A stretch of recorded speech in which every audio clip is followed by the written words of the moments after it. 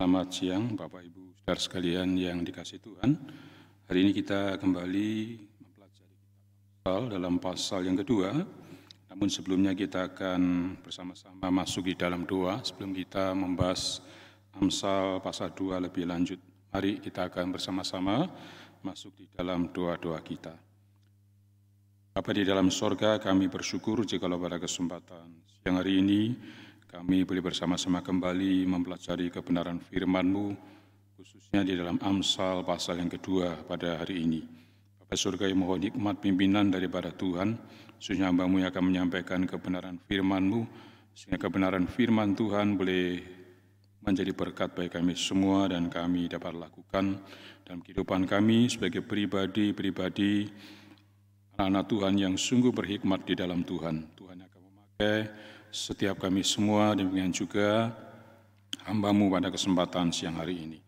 Terpujilah nama-Mu ya Tuhan, pimpin sertai di dalam pembelajaran kebenaran firman-Mu dari awal sampai selesainya.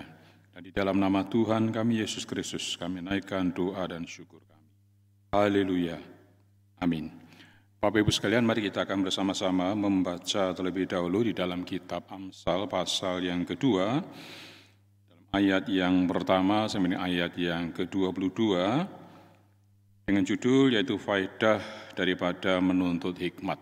Mari kita akan bersama-sama membaca firman Tuhan. Dan Alkitab kita mengatakan demikian dalam Amsal pasal yang kedua, ayat yang pertama sampai ayat yang ke-22.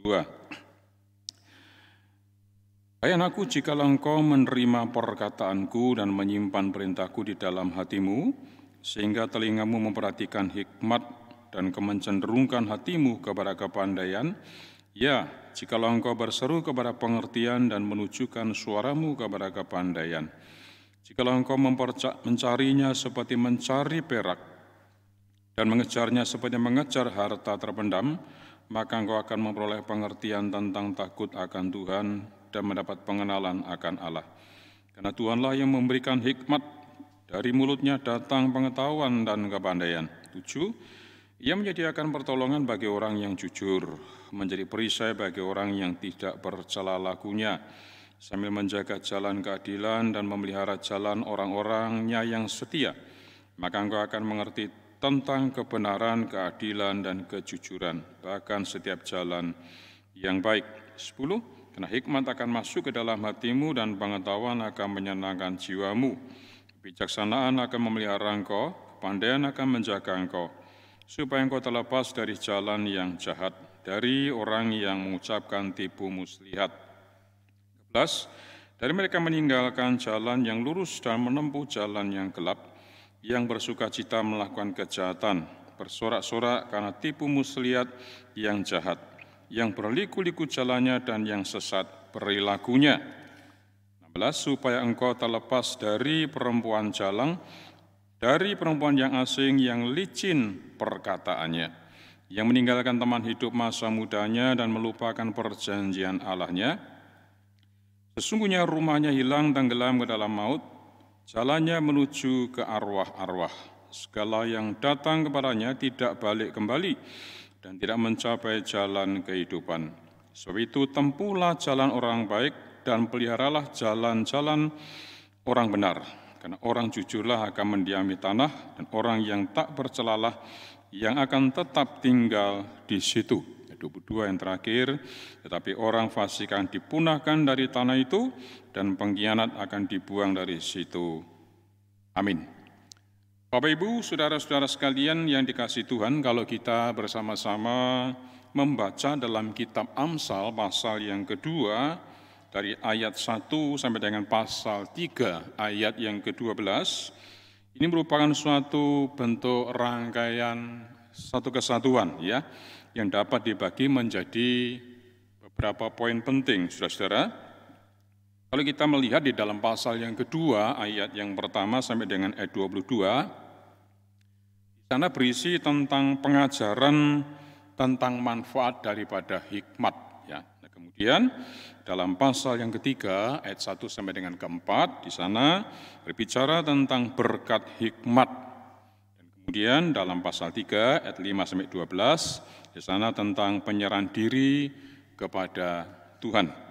Nah, dalam Amsal pasal 2 ayat 1 sampai dengan 22 di sini berisi bentuk pengajaran yang sangat praktis tentang pentingnya mencari hikmat. Jadi kita bisa baca dari ayat 1 sampai dengan ayat yang ke-15. Nah, kemudian disusul ayat 16 sampai 19. Di sana berbicara tentang mengenai adanya bahaya pelacuran. Kemudian dalam ayat 20 sampai 22 di sana berbicara tentang pentingnya pengajaran ini bagi para murid yang relatif masih begitu sangat muda sekali.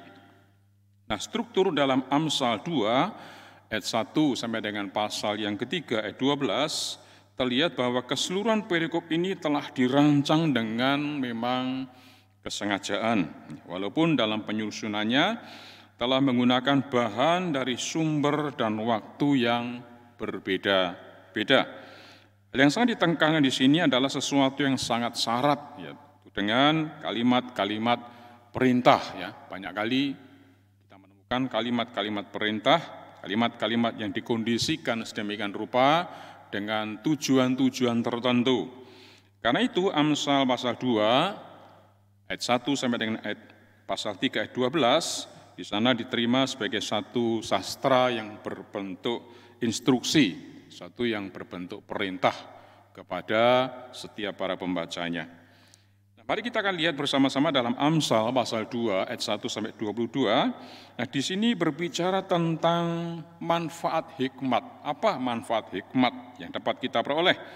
Yang berisi tentang pengajaran guru hikmat tentang kondisi yang dibutuhkan para murid-murid pada waktu itu mendapatkan manfaat, ya, daripada menuntut hikmat. Apa manfaat hikmat yang dapat diperolehnya? Nah, ada dua kondisi yang dikemukakan oleh para guru hikmat tentang kondisi yang harus dipenuhi para murid untuk mendapatkan manfaat hikmat. Ya. Jadi ada hal-hal yang harus dipenuhi. Ini bisa kita baca dalam ayat yang pertama, ya, bagian pertama, ayat yang pertama. Yang kedua kita bisa lihat dalam ayat yang kedua sampai dengan ayat yang keempat. Nah, kemudian apa manfaat daripada hikmat? Nah, kita bisa baca beberapa hal manfaat hikmat. Yang pertama kita bisa baca dalam ayat 5 sampai dengan ayat 11.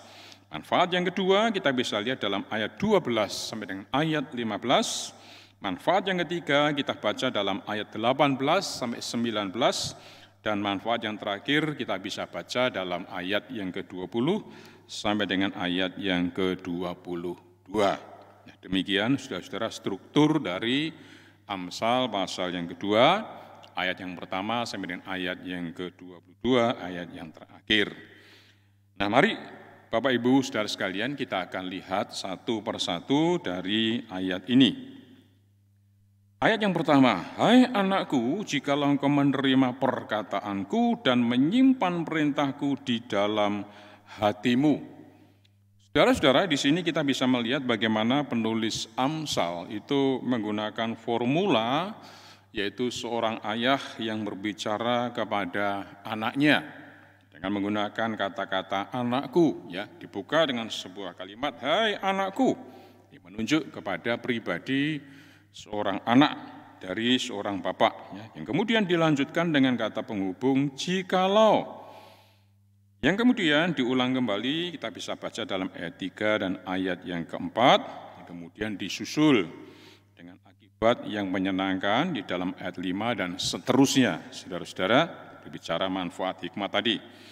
Nah, ungkapan kata perintahku adalah menunjuk pada suatu bentuk ajaran. Semua ajaran di dalam Alkitab, di dalam kebenaran firman Tuhan.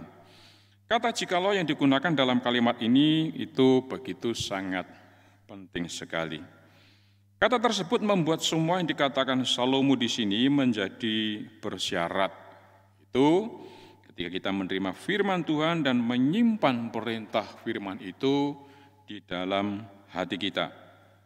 Karena banyak orang yang menginginkan semua manfaat yang tertulis di dalam Amsal pasal yang kedua, tetapi mereka tidak mau menerima firman Tuhan dan menyimpan dalam hatinya. Nah, ini sesuatu yang tidak mungkin, Bapak, Ibu, Saudara-saudara.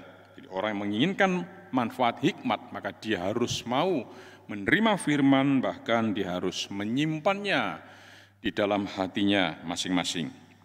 Yang berarti kita harus mengambil firman Tuhan, ya. Kemudian kita menjaga firman, berpegang kepada firman, yang mencerminkan fakta bahwa iblis itu datang dengan segera untuk mencuri kebenaran firman Allah. Ya, tetapi bagi orang-orang yang setia di dalam kebenaran firman Tuhan, maka dia tidak mudah begitu saja akan terhanyut oleh kuasa-kuasa iblis. Kemudian yang kedua, sehingga telingamu memperhatikan hikmat dan kau mencenderungkan hatimu kepada kepandaian. Bapak Ibu Saudara, dalam ayat yang kedua ini digambarkan bagian kedua ini dengan tubuh manusia, ya, yang menerima dan mengumpulkan hikmat, yaitu dengan telinga kita, dengan hati kita, ya, dua unsur tubuh manusia yang menerima hikmat, ya, dengan telinga dan kemudian juga menerima di dalam hati kita. Adapun dua kata hikmat yang dipakai di sini adalah hikmat dari pengertian, ya, yang lebih tepat dibandingkan dengan kepandaian. Jadi hikmat di sini berbicara tentang pengertian, ya, daripada kepandaian. Membuat telinga kita itu memperhatikan hikmat, ya. Bukan berbicara tentang memutarkan kepala kita ke arah tertentu, tetapi bagaimana memfokuskan pendengaran atau perhatian kita kepada hikmat itu sendiri. Dalam hal ini dibutuhkan satu bentuk perhatian dan usaha di dalam kehidupan kita untuk kita bisa melakukan kebenaran firman Tuhan itu. Ayat ketiga, ya, jikalau engkau berseru kepada pengertian dan menunjukkan suaramu kepada kepandaian. Saudara, kembali dalam ayat ini, maka dalam ayat ini si ayah memberikan satu dorongan, ya, kepada anaknya, yaitu untuk melakukan apa yang perlu untuk mempelajari penilaian yang tepat, yaitu dengan berseru, ya. Hal ini bukan menggambarkan suatu pencarian yang bersifat pasif, tetapi lebih menunjuk kepada satu pernyataan tentang mencari pengetahuan dan pengertian secara sepenuhnya. Dan jika mereka berkomitmen sepenuhnya, maka mereka pasti akan mendapatkannya. Ya. Kata berseru dan menunjukkan suaramu ini menegaskan tentang sikap kesungguhan hati kita, bersungguh-sungguh yang diperlukan, yang dibutuhkan untuk mencari hikmat.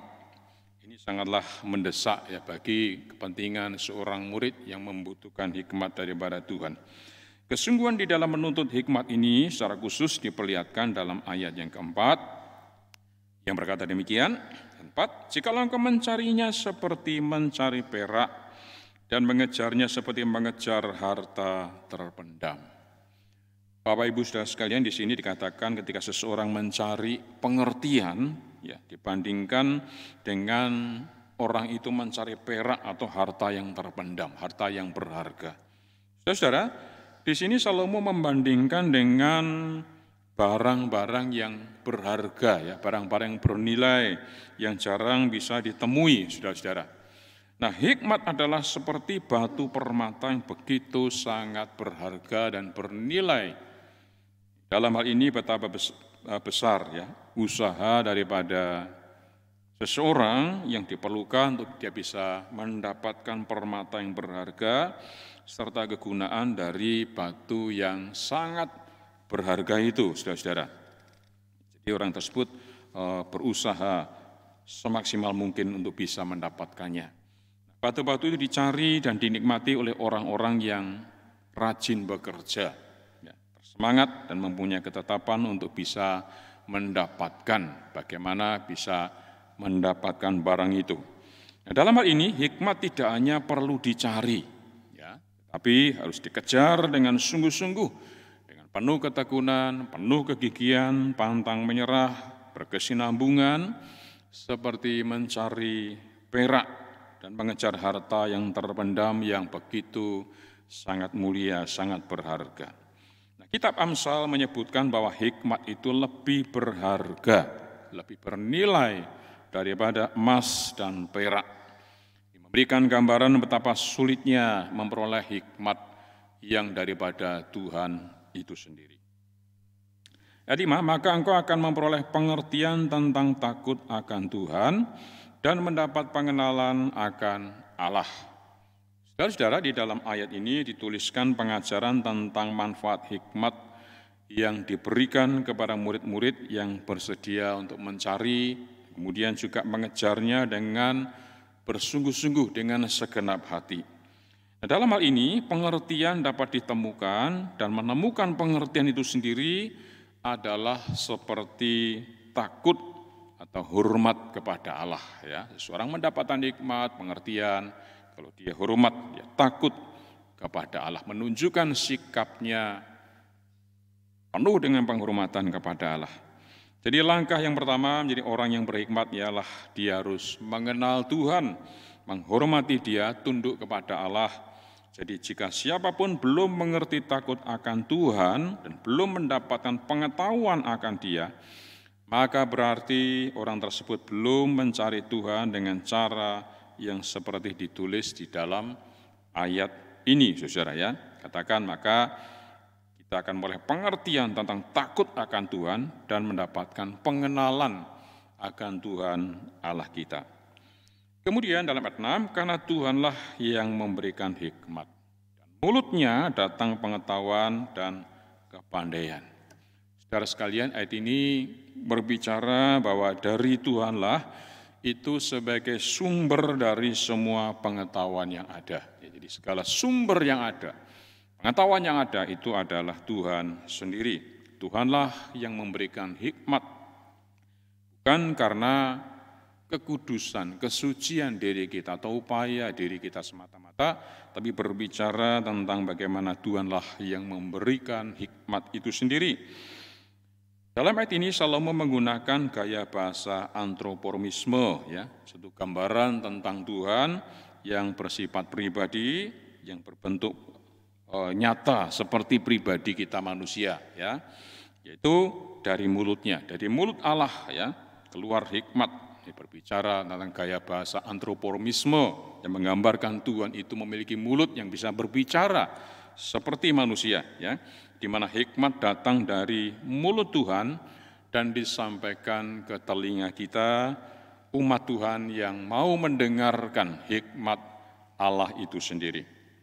Kemudian 7, ia menyediakan pertolongan bagi orang yang jujur, menjadi perisai bagi orang yang tidak bercela lakunya.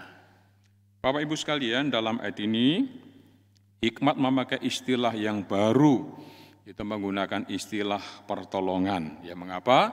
Karena Allah sendiri sebagai sumber pertolongan, tempat pertolongan, di mana Tuhan itu menyediakan hikmat-Nya kepada siapapun juga yang merindukan akan pengertian daripada Allah. Dia menyimpan hikmat. Allah itu menyediakan segala sesuatunya, hikmat yang tersembunyi itu bagi kita, ya. Bukan dari upaya kita, saudara. Hikmat itu dikatakan sebagai perisai, ya, sebagai perlindungan di dalam kehidupan kita, sebagai pelindung, alat pelindung, di mana hikmat itu akan menjaga kita semua dari berbagai macam tipu daya, upaya iblis untuk menjerumuskan kita. Jadi dengan hikmat tadi, Tuhan memberikan perlindungan, ya, kepada setiap orang yang mau berlindung di dalam hikmat Allah. Karena perisai itu berbicara tentang perlindungan Allah, Tuhan yang melindungi umat-Nya dari berbagai macam jebakan iblis kalau kita menggunakan hikmat daripada Tuhan. Ayat 8, sambil menjaga jalan keadilan dan memelihara jalan orang-orangnya yang setia. Saudara, di dalam ayat yang ke-8 ini sebagai satu bentuk pelengkap, ya, dari ayat yang ke-7 di atasnya yang membahas tentang perlindungan Tuhan, Allah yang melindungi kita. Kata yang diterjemahkan untuk memelihara artinya dia melindungi dalam arti yang baik, ya. Tuhan melindungi, dia menutupi, saudara. Dalam hal ini Tuhan melindungi, dia sebagai penjaga, dia memelihara jalan keadilan bagi mereka yang mengikuti segala hikmat daripada Tuhan. Jadi ayat ini ingin mengatakan bahwa Tuhan akan memberikan perlindungan. Ya, Tuhan akan menjaga kita, memelihara dari jalan-jalan hukum, keadilan, keputusan, ketetapan, dan hukum ilahi, yaitu orang-orang yang setia, orang-orang yang memegang akan janji kebenaran firman Tuhan. Ya, Tuhan akan menjaga senantiasa. Kemudian ayat 9, maka engkau akan mengerti tentang kebenaran, keadilan, dan kejujuran, bahkan setiap jalan yang baik. Karena ketika kita mencari Tuhan dengan sepenuh hati kita, dengan segenap hati kita, maka kita akan mengerti akan kebenaran Tuhan, keadilan, dan kejujuran di dalam setiap area dan hubungan antara kita dengan Allah. Ya. Kita akan mengerti setiap jalan yang baik. Nah, semua ini akan datang kepada mereka yang tentunya mau menerima dan menyimpan firman Tuhan itu di dalam hatinya, ya, mau menyimpan firman dengan sungguh-sungguh di dalam dirinya. Katakan, karena hikmat akan masuk ke dalam hatimu dan pengetahuan akan menyenangkan jiwamu. Saudara-saudara sekalian, hikmat berasal dari Tuhan dan keluar dari mulut Allah, masuk ke telinga kita dan hati kita, sehingga kita bisa menjadi pribadi yang bijaksana dan berhikmat di dalam Tuhan. Nah, hikmat seharusnya ada di dalam hati kita. Hikmat melebihi pengetahuan di kepala kita, saudara, dan hikmat ini harus menyenangkan jiwa kita, memberikan kesukaan dalam hati kita, harus bisa merangkul hikmat itu sendiri. Namun akibat yang lain adalah pengetahuan itu juga akan memberikan kepada kita kenikmatan dan memberikan kebahagiaan. Oleh karena itu kita dipanggil untuk bisa memuliakan nama Tuhan, yaitu untuk melayani Allah dan menikmati Allah di dalam kehidupan kita sebagai orang yang percaya kepada Tuhan. Ayat 11, kebijaksanaan akan memelihara engkau, kepandaian akan menjaga engkau. Saudara, kebijaksanaan artinya memiliki atau menunjukkan satu bentuk penilaian yang baik dan penguasaan diri dalam perkataan, dan perilaku, di dalam bertutur kata, kita harus berhati-hati. Ya. Kebijaksanaan adalah suatu tindakan yang bijak. Ya, orang yang berperilaku penuh dengan kebijakan, maka dia dikatakan dia adalah orang yang bijaksana. Bijaksana dapat didefinisikan sebagai memiliki atau menunjukkan satu bentuk penilaian yang baik dan penguasaan diri di dalam perkataan, dalam perilaku. Dia sungguh-sungguh melakukannya dengan penuh kehati-hatian, ya, bukan secara sembarang atau sembrono, tapi dengan penuh kewaspadaan. Jadi mereka yang dapat menilai dengan baik atau menguasai diri dengan sebaik mungkin, maka dia akan dilindungi oleh Tuhan. Supaya engkau terlepas dari jalan yang jahat, dari orang yang mengucapkan tipu muslihat. Saudara-saudara, dalam ayat 12 ini berhubungan secara langsung dengan ayat yang ke-11. Hal ini terlihat dari kata supaya engkau terlepas dari jalan yang jahat, yaitu dari orang-orang yang mengucapkan tipu muslihat. Saudara sekalian, tipu muslihat di sini berbicara tentang perkataan-perkataan dusta, ya, perkataan-perkataan yang penuh dengan kebohongan-kebohongan. Nah, kata ini sering berhubungan dengan pertuturan dan berhubungan dengan kata kerja, yaitu menggulingkan. Kalimat yang bengkok itu bertujuan menggulingkan apa yang benar. Dari mereka yang meninggalkan jalan yang lurus dan menempuh jalan yang gelap, ayat 13 ya. Nah, dalam ayat yang ke-12 tadi berbicara tentang hikmat yang akan menjaga kita untuk tidak terbujuk oleh orang yang berdusta. Ya. Dalam ayat yang ke-13 ini mengatakan bahwa pendusta itu telah meninggalkan jalan yang lurus untuk menuju kepada jalan yang gelap. Ya. Dia menempuh jalan yang penuh dengan kejahatan, penuh dengan kegelapan. Dalam Alkitab, kegelapan seringkali dihubungkan dengan kekacauan, suasana penuh dengan kekacauan, kutukan, dan kebodohan. Nah, tentu saja semua dusta itu berasal dari kuasa iblis, kuasa gelap. Jadi mereka yang berdusta itu bersekutu dengan iblis, ya, menyatukan diri kepada persekutuan dengan iblis dan bukan lagi bersekutu kepada Allah. Berbicara bahwa orang ini meninggalkan jalan yang lurus, itu artinya sebetulnya mereka tahu apa yang benar. Ya, mereka tahu dan mengerti apa yang benar, jalan yang lurus tadi, tapi mereka justru memilih untuk tidak taat dan memilih pada jalan yang bengkok, ya, jalan yang tidak benar tadi. Yang bersukacita melakukan kejahatan, bersorak-sorak karena tipu muslihat yang jahat. Saudara, tipu muslihat di sini berbicara tentang perkataan dusta, ya, tipu daya orang-orang yang jahat. Iblis tidak memiliki kuasa untuk memaksa siapapun untuk melakukan apapun yang benar, justru dia bisa melakukan sesuatu untuk melakukan hal-hal yang sifatnya itu menipu, ya. Jadi supaya kita ini tidak melakukan hal-hal yang benar. Tetapi ketika ia berpegang pada kebenaran, orang-orang yang berhikmat tadi memegang kebenaran Allah, kebenaran firman Tuhan, saudara-saudara, maka dikatakan dia akan menikmati Allah, ya. Dia akan melakukan kebenaran, ya. Kebenaran itu akan memerdekakan dia, ya. Jadi tidak lagi hidup dalam dosa, tapi dia dimerdekakan dari kuasa-kuasa yang jahat tadi. Nah, ayat 14 ini saudara menyebut macam-macam orang yang jahat yang lain, yakni orang yang menikmati kejahatannya, ya, dia hidup dalam kejahatannya. Tapi orang yang saleh dia menikmati hikmat Allah. Orang yang jahat itu menikmati dari perbuatan-perbuatan yang jahat yang dia lakukan. Nah, jika kita mencari firman dan menerima takut akan Tuhan, maka hikmat dari Allah itu akan menjaga kita, melindungi kita dari berbagai macam penipuan di dalam diri kita. Kemudian 15, yang berliku-liku jalannya dan yang sesat perilakunya. Nah, ayat ini berbicara tentang gambaran tentang orang yang jahat, ya, yang telah meninggalkan jalan yang benar, menyesatkan orang lain, karena perilakunya yang begitu sangat jahat sekali. Nah, orang tersebut berliku-liku jalannya, dikatakan, dia bengkok jalannya, tidak dapat dipercaya sama sekali.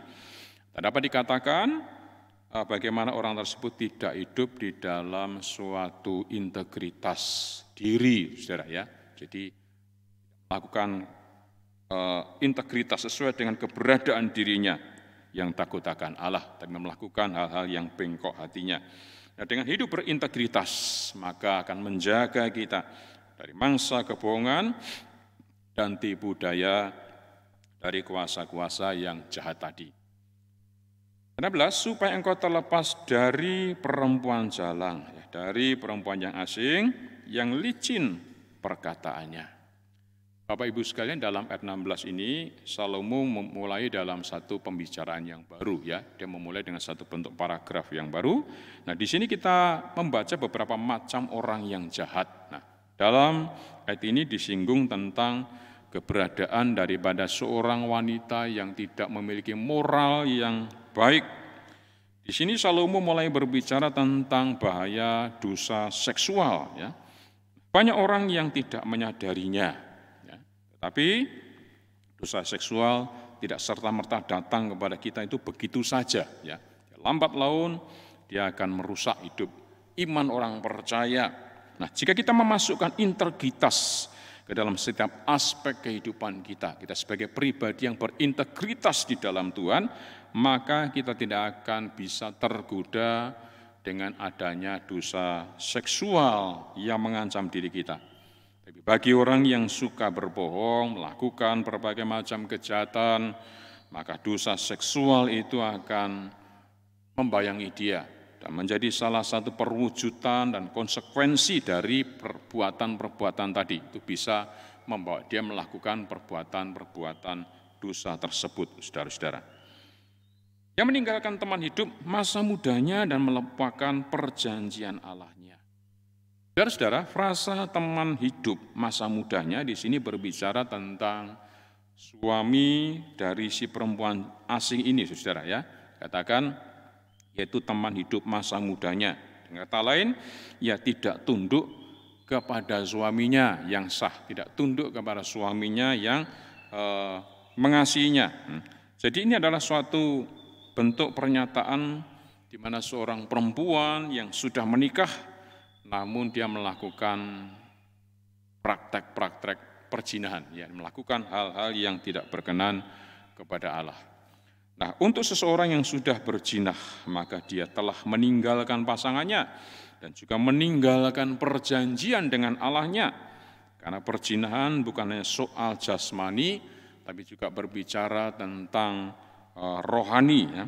Ketika kita menikah, maka kita telah masuk dalam satu bentuk ikatan perjanjian, bukan hanya berjanji terikat dengan pasangan kita. Ya. Waktu kita mengucapkan janji nikah, bukan terikat dengan pasangan kita di hadapan keluarga, di hadapan para majelis gereja yang ada, orang Kristen yang lain, tetapi juga kita ini terikat dengan satu perjanjian dengan Allah. Ya, karena kita berjanji mengucapkan itu bukan di depan manusia, tapi mengucapkan janji itu di hadapan Allah, saudara. Nah, ketika kita menikah, maka kita telah masuk dalam satu perjanjian yang mengikat, ya, bukan hanya dengan pasangan kita, tapi juga dengan Allah kita, ya, yang kita sudah ucapkan janji itu bukan hanya di hadapan manusia, tapi di hadapan Allah, saudara. Nah, suami dan istri seharusnya menjadi pribadi, teman atau sahabat yang baik di antara mereka berdua. Ya. Kemudian, sesungguhnya rumahnya hilang tenggelam ke dalam maut, jalannya menuju arwah-arwah. Nah, di sini kita bisa melihat tentang suatu bentuk lukisan dan peringatan yang diberikan dengan begitu sangat jelas. Jalan yang dipakai kembali di sini adalah orang yang berjalan dengan pelacur, berjalan menuju neraka. Ada dua istilah yang dipakai di sini, yaitu bicara tentang maut dan arwah-arwah, yang menunjukkan pada suatu tempat, ya, di mana tidak ada jalan untuk kembali lagi. Ya, seseorang yang sudah berjalan pada jalan maut tadi, arwah-arwah tadi, tidak akan bisa kembali kepada jalan yang benar. Sudah dia tersesat sedemikian rupa. Ini adalah penghakiman yang begitu sangat luar biasa sekali, saudara. 18 ini mengatakan bahwa perilaku semacam ini dia akan mengalami satu bentuk perjalanan yang menuju kepada maut dan jalan yang menuju kepada kematian yang kekal. Nah, segala orang yang datang kepadanya tidak balik kembali dan tidak mencapai jalan kehidupan. Saudara, ayat 19 ini berbicara jalan yang menuju pada satu arah saja. Ya, ini ajaran yang mengajarkan bahwa perzinahan sebelum dan sesudah orang itu menikah, ya, ketika melakukan perzinahan, praktek perzinahan, maka akan membawa pada satu bentuk kematian yang begitu sangat mengerikan, kematian yang kekal, dan dikatakan tidak ada jalan balik, tidak ada jalan kembali, tidak ada jalan untuk berputar kembali. Namun dikatakan jalan itu berujung kepada maut. Kita seharusnya tidak memberikan kemerdekaan kita di dalam Kristus dengan membutakan atau membuat kita keras hati, kita hancur terhadap segala macam dosa yang kita perbuat. 20, sebab itu tempuhlah jalan orang baik dan peliharalah jalan-jalan orang benar. Bapak Ibu sekalian, ayat ini berbicara tentang suatu perspektif dan tindakan yang positif yang berbeda dengan ayat-ayat sebelumnya, yaitu menempuh jalan orang baik dan memelihara jalan orang yang benar. Di mana kehidupan yang saleh akan menghasilkan hasil yang baik. Untuk berjalan di jalan orang baik dan tetap berada di dalam kebenaran, maka kita harus menghindari adanya dosa perzinahan tadi, saudara, ya, dengan perempuan asing tadi, dengan wanita asing tadi. 21, karena orang jujurlah akan mendiami tanah dan orang yang tak bercelalah yang akan tinggal di situ. Saudara sekalian, kejujuran di sini artinya adalah lurus, ya, bersikap lurus. Secara harafiah berarti orang itu adalah orang yang bermoral, memiliki moral yang baik, orang yang terhormat, yang terpandang, saudara, ya, orang yang tidak bercela, berarti secara menyeluruh dia memiliki satu bentuk integritas atau kebenaran yang memang dia junjung tinggi dalam kehidupannya, ya. Lain dengan orang-orang yang tidak berintegritas, maka dia melakukan hal-hal yang tidak benar di hadapan Allah. Ini bukan menggambarkan mereka yang sempurna di dalam tindakan, ya, karena semua orang telah jatuh di dalam dosa. Kita menjadi orang-orang yang tidak melalui lagi standar kebenaran Allah dalam kehidupan kita, tetapi bagi mereka yang menerima Kristus di dalam dirinya sebagai juru selamat akan mendapatkan satu bentuk penerangan, ya. Tuhan memberikan penerangan, pimpinan di dalam rohnya agar kita mengalami satu bentuk kelahiran yang baru, yang berbeda dengan orang lain dan tidak melakukan kejahatan-kejahatan yang kita ulang kembali. Nah, orang-orang yang baik dan memiliki integritas yang baik akan menikmati dikatakan tanah yang baik. Tapi orang yang berdosa akan dibuang, dan dari sana akan ada satu bentuk kematian yang akan dia terima di dalam dirinya. Ayat yang terakhir, ayat 22, tetapi orang fasik akan dipunahkan dari tanah itu, dan pengkhianat akan dibuang dari situ.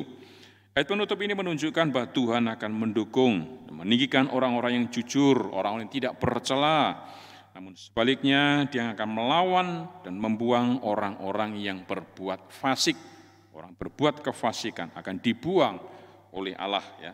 Jelas dalam kalimat firman Allah ini. Istilah dipunahkan itu berbicara tentang bagaimana orang itu akan mengalami kematian, dimatikan sedemikian rupa. Nah, orang yang benar itu akan berakhir dengan satu bentuk kebaikan yang dapat dinampakkan. Namun orang fasik itu akan berakhir kepada satu bentuk keburukan di dalam kehidupannya.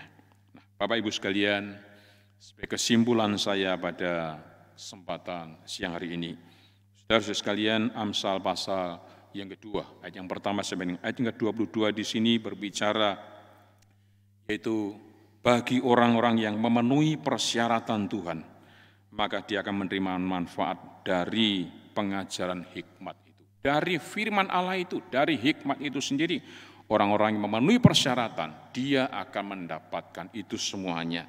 Yaitu apa syaratnya?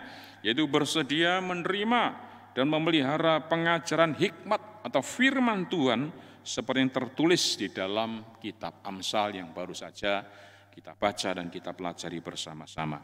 Yang kedua, syarat yang kedua, orang itu harus bersedia memusatkan seluruh perhatiannya, bentuk pemikirannya itu sepenuhnya hanya kepada pengajaran hikmat atau firman Tuhan, dan dia berusaha untuk mencari dengan sungguh-sungguh, maka dikatakan, maka dia akan mendapatkan harta yang bernilai, ya, yang lebih bernilai dari harta yang terpendam tadi. Sesuatu yang berharga, bernilai, bahkan lebih tinggi nilainya dari harta yang terpendam tadi, saudara sekalian. Itu sebagai syaratnya. Yang kedua, apa manfaat daripada hikmat? Saudara, manfaat dari pengajaran hikmat atau firman Tuhan yang akan kita terima, maka dia akan memiliki pengertian tentang takut akan Tuhan. Orang yang berhikmat, dia akan mendapatkan pengertian-pengertian bagaimana dia takut akan Tuhan dan menjadi ukuran di dalam dirinya, dalam bertingkah laku, dalam kehidupannya sebagai orang yang beriman. Ya, karena dengan pengertiannya, takut akan Allah itu akan membawa di dalam dampak kehidupannya, bagaimana dia berperilaku, bagaimana dia berpenampilan, bagaimana dia bersikap di dalam dirinya sebagai orang yang beriman kepada Allah.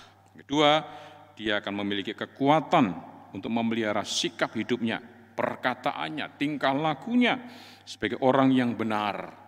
Kenapa? Karena hikmat itu merupakan perisai bagi orang-orang yang melakukan kebenaran dan kejujuran yang dilakukan dengan sepenuh hatinya. Ketiga, dia tidak akan terpengaruh oleh berbagai macam kebiasaan jahat yang bertentangan dengan kebenaran firman Tuhan yang hanya berfokuskan pada keinginan diri kita, hawa nafsu duniawi, hawa nafsu kedagingan manusia yang membawa kita kepada satu kehidupan yang celaka di hadapan Allah.